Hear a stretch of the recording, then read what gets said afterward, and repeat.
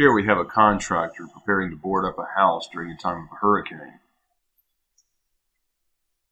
Now, of course, that's an obvious problem here when the storm is approaching. We have a lot of moisture and rain in the area, so the placement of the generator will need to be thought through. A lot of the older generators do not have GFCI, that's ground fault protection interruption, for the time of wet situations.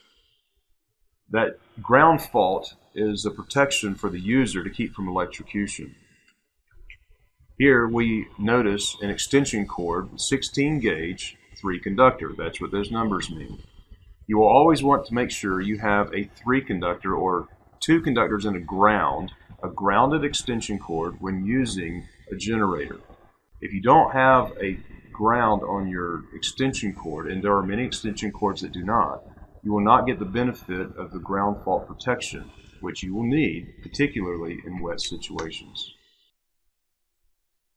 Now, another thing you'll notice in here that he's going to plug in a lot of tools, but those tools are not necessarily going to overload the extension cord because he's going to be using just one at a time.